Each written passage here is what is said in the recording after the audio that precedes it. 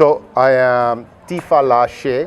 I am from California, okay, from California, USA, the Olu of the Ifa Temple of California. He is the Baba Ifa Nigba from Colombia, South America, the Olu of the Concilio Tudauride.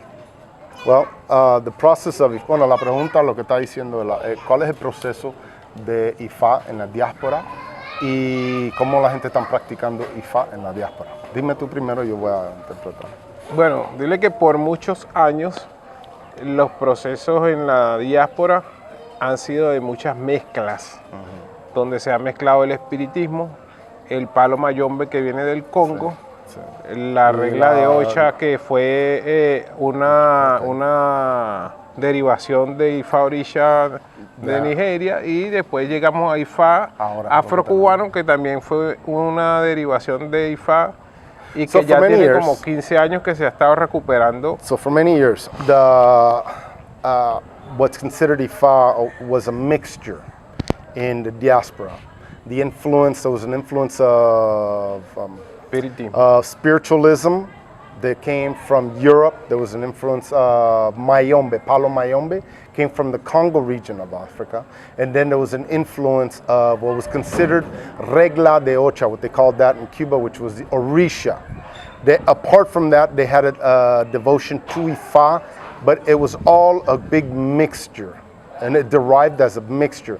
And it's been only in the last, we would say probably como los últimos 15 años, ¿verdad?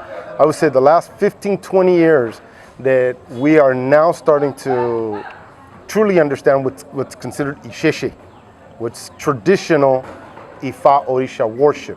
As more and more of us travel to Nigeria, to the birthplace of Isheshe, we are learning and taking back traditions from here to try to practice them over there. One of the major practices that we are implementing is the Ose, our weekly devotion to Ifa, to Batala, to Shango, to Ogun, and lo que le digo, principalmente la devoción ahora es la de la semana, que es el Ose Ifa, Ose Batala, Ose Shango, Jakuta, Ose Ogun. Those are how we start to practice. But little by little, as the internet opened, it expanded. Gave us more opportunities, and more of us have been traveling all the way to Nigeria, traveling here to Yoruba land, and having the doors open, like the Bogumbe family from Ogunda Meji Temple, Baba Monije from his home, his temple. They're opening the doors to us for us to learn and bring it back and try to preserve the Ifa in the diaspora. Converting. Yes. Dice si nosotros, ¿cómo es si la gente se está convirtiendo, o sea, dejando sus religiones atrás y convirtiéndose, aceptando Ifa? No se están convirtiendo, porque si hablamos históricamente, siempre ha sido Ifa el que ha determinado los procesos en la diáspora y en la tradicional, porque cuando un babalawo pregunta algo, siempre es Ifa el que habla. Él va a preguntar con el Opele o va a preguntar con el Ikin. No, pero la pregunta que él hace es... Porque no es un cambio.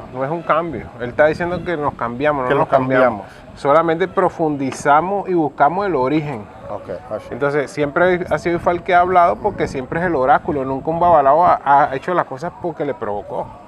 So, his explanation is that the people aren't really converting into Ifa, because Ifa is everything, okay? So it says that Ifa always speaks the truth.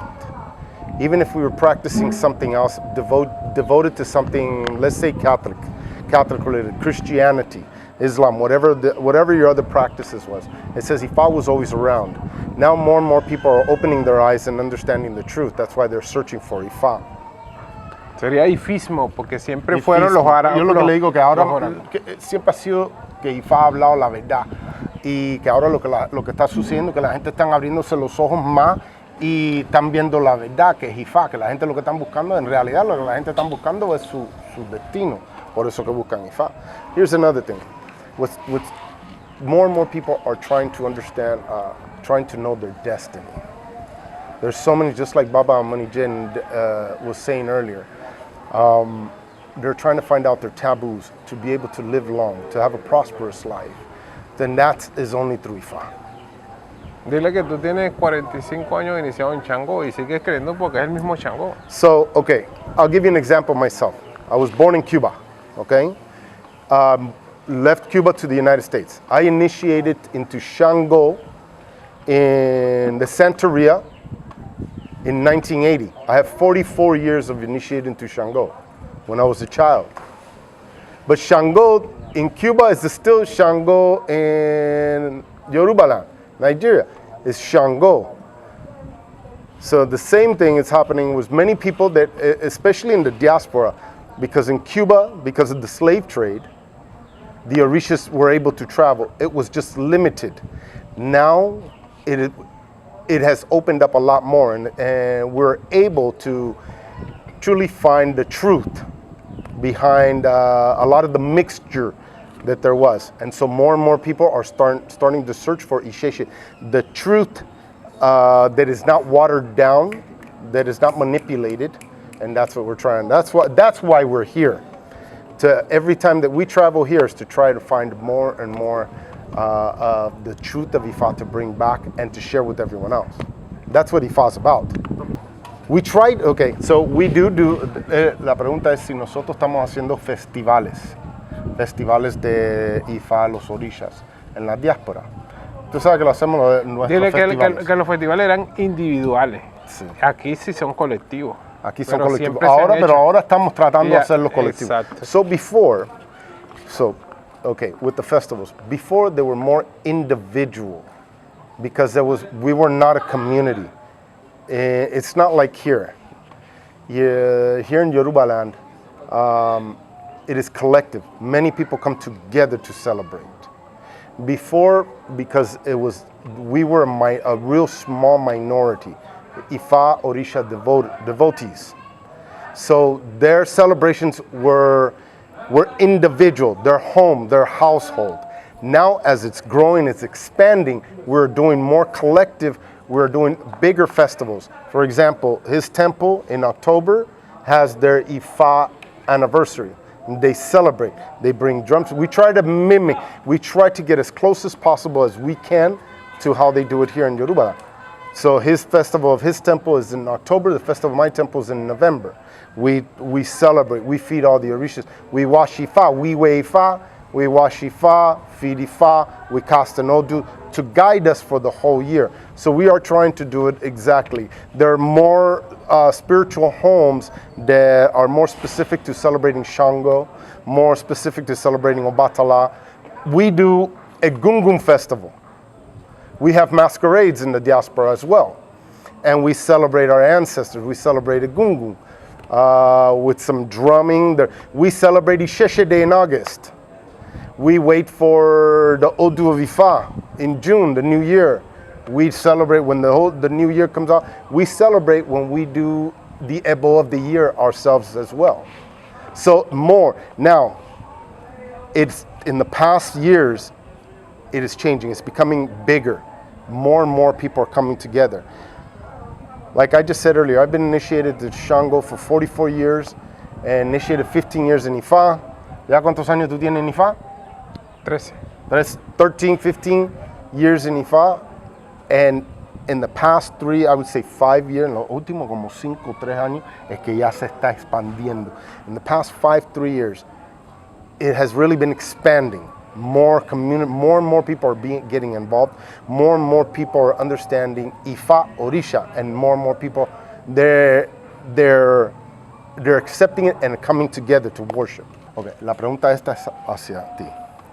Dice que cuando tú quisiste aprender Ifa, cuando tú quisiste iniciarte en Ifa, cuando tú quisiste aprender Ifa, ¿tú viniste a África a iniciarte o te iniciaste allá en la diáspora? Dile que a mí me inició un Yoruba que se llama Siqueruso de Popola. Y tuve mi aprendizaje de las prácticas con él.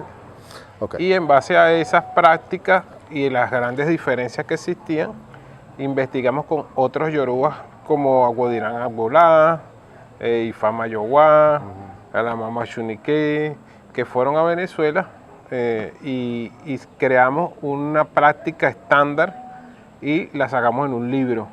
So, he was initiated when he was interested in initiating into Ifa. He also came from a background of Santeria as well. He was already initiated into Shango as well. And when he decided to initiate into Ifa and learn Ifa, he did not come to Nigeria. He didn't come to Yoruba land. But a Yoruba person went to Venezuela, where he lived. He was initiated by Sholagba de Popola. Okay? And at that time, after his initiation, his initial initiation, more and more Awo started traveling to Yoruba land. I mean, to Venezuela. And Awo Dirang Agbola, Diaraba, Awo Dirang Agbola, Oshunike. And since more and more people were Ifamayowa, more and more people were traveling to Venezuela, they started creating and writing things down and created like a standard where they were able to train from, all learn from. And that's how it started, and it grew. So I think, I'm not sure, but I think Ifa religion is recognized like the number 6 worldwide, 6 or 7 now, because it's really grown in popularity.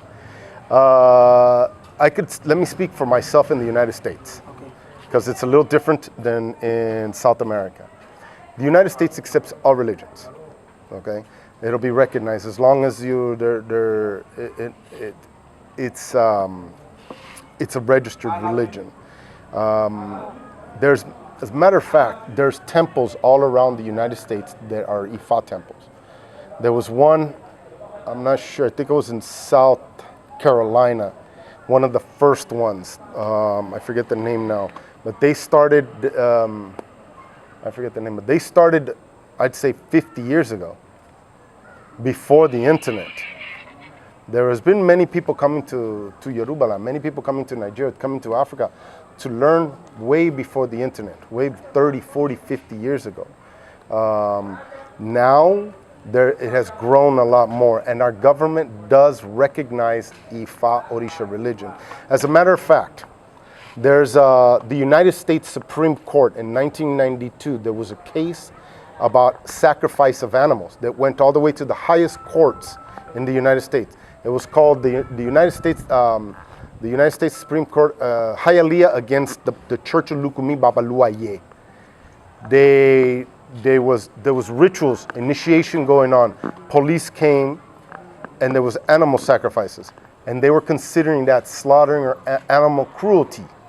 The case was taken to the courts, and it went all the way to the highest court of U.S., the United States Supreme Court, and they won.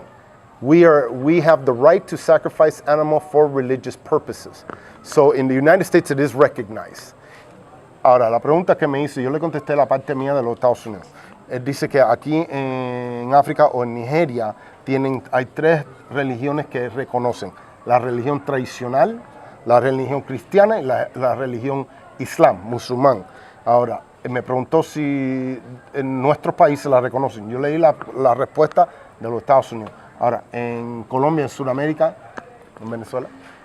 Dile que ancestralmente hemos sido colonizados, incluyendo África, Suramérica, Norteamérica, y que el colonialismo encapsuló a la población en las 3 religiones principales, que eran cristiano, musulmán y evangélico.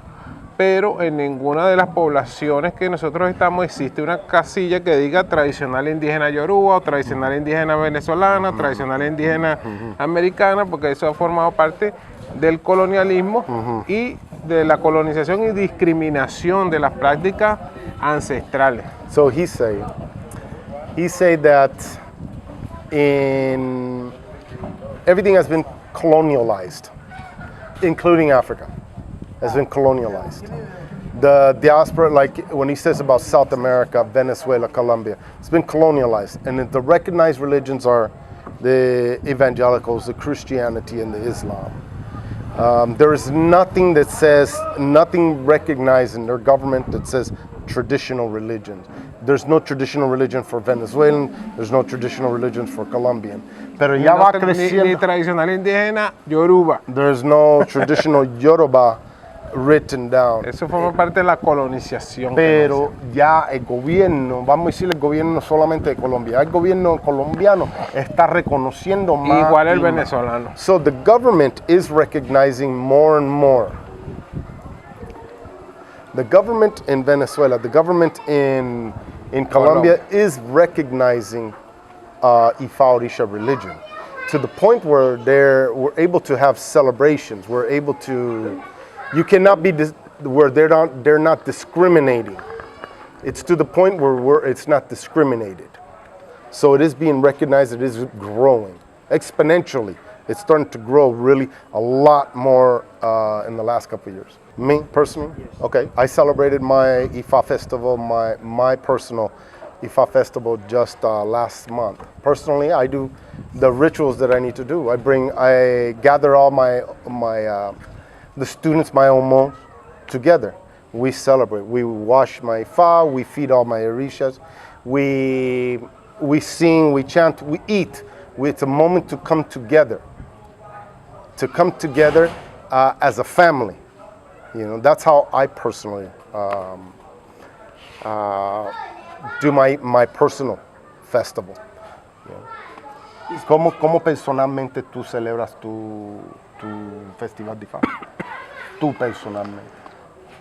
Yo personalmente celebro mi festival de Ifa haciendo el omiero, lavando mi Ifa, sacando mi signo, haciendo mis esboces de que me marque Ifa y compartiendo comida y bebidas con los amigos. Basically, what he does is he makes his omiero, washes his Ifa, casts Ifa, does the ebos that come out from the Odu, and shares with his family and his personal spiritual community. That's what he does. The same. It's basically the same when it comes down to our individual Ifa festivals. Now it differs when we do the festivals for our temple because it's bigger. I noticed that here they might do it all in one time. We do it separately, like our individual Ifa and then the temple's anniversary. Okay, thank you. The last question. Have people been testifying to the work of Ifa? I mean, those that are just coming, not you that have been dead since. Yes. So those that are coming, Yes. do they have testimony that Ifa is a great? Yes. That is a great question. Okay, está buena la pregunta. Dice si hay gente que tienen testimonios de que Ifa la ha servido, que Ifa la ha hecho. Dile que... No nosotros, porque dice que nosotros hemos estado... Dile que yo le puedo dar el testimonio, mi esposa. Mi esposa dijeron que ella nunca iba a parir, nunca iba a poder tener hijos. He can give you he can give you an example. His wife. The doctor said she would never give birth. They have 2 baby boys. Y ella venía de la santería, pero no quería ya nada con Ifa. Y a través de charlas, encuentros que yo hablaba de Ifa, ella fue escuchando y decidió iniciarse. So she came from the Santeria. She was initiated in Santeria, but she did not want anything to do anymore with the religious beliefs. But as she was hearing the services that he gives, hearing the topics, hearing and watching him study Ifa, she started being more, having more faith in Ifa. And she initiated as an Ifa. And now, like I said, the testimony of her, the doctor saying, a Western physician saying she could never give birth to a child. Now they have 2 sons. So that is a great testimony. Entonces mi esposa se inicia, viene Obedi, que Obedi dice que a la persona le va a costar mucho poder parir. Y empezamos a hacerle los esboces de ese signo basado en su odu de iniciación. Y a través de esos signos, bueno, descubrimos de que había que regular muchas cosas en su cuerpo y hacer muchas medicinas. Y a través de eso, bueno, ya tengo 2 hijos, uno que tiene 7 años y el otro 8 años. So when she initiated to Ifa, her odu came out as Ogbedi. and they started doing the abos from the Ogbedi. They start realized that there was issues hormonal or with her body that they had to take care of. But now they have a child who's 8 years old and a child who's 7 years old. So that's a testimony there that there's many people. I have many stories also.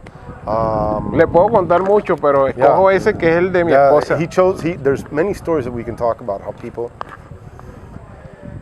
they truly start to believe.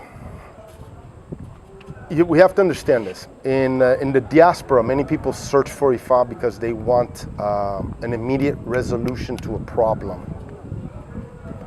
Okay, that's what they're looking for. Many people come to our door because they come with a problem and they want an immediate resolution. Dile que nosotros como abogados tomamos decisiones a personas que van a invertir muchísimo dinero en una empresa, personas que van a hacer viajes, personas que van a hacer negocios y cosas importantes, y Falo siempre lo sale todo. So when people come, he said, like he was just saying about as Babalaos in the diaspora, people come to us when they need to, they're going to make have a question of making a big decision in business, taking a trip, traveling.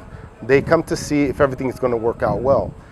Now, more and more people were coming to just to solve a situation they would leave. They would not have any devotion into Ifa.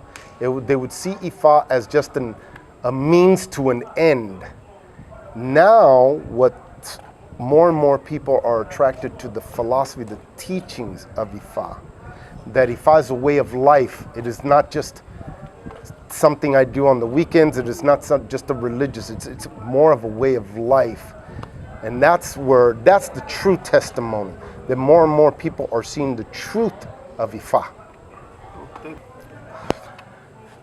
¿Qué consejo le podemos dar a alguien que todavía tiene dudas si se debe meterle en Ifa o no? ¿Qué consejo le podemos dar a la nueva generación?